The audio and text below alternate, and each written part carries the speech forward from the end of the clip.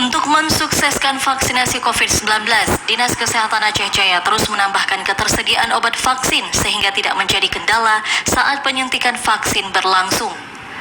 Saat ini, berdasarkan data yang didapatkan, stok obat vaksin di Aceh Jaya masih terpenuhi dan dosis vaksin tersebut juga telah disebar ke puskesmas-puskesmas yang ada di 9 kecamatan untuk vaksinasi. Selain itu, dengan ketersediaan dosis vaksin COVID-19, pihak Dinas Kesehatan setempat juga akan merencanakan kembali vaksinasi dosis ketiga kepada masyarakat yang telah melakukan vaksinasi dosis 1 dan 2. Untuk itu, kepada masyarakat diminta jangan menyiakan kesempatan baik ini, karena saat ini pihak pemerintah masih menggratiskan penyuntikan vaksin COVID-19.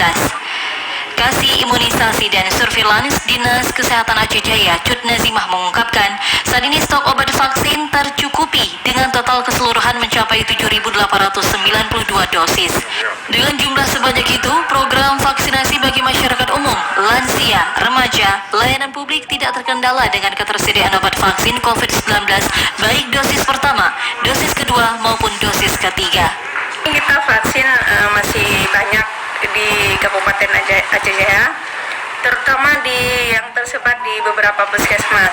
Total keseluruhan kita masih ada 7.890 dosis lagi.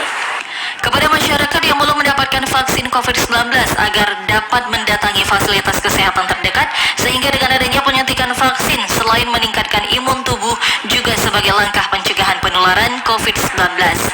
Dari Aceh Jaya, Musliadi, TVRI Aceh melaporkan.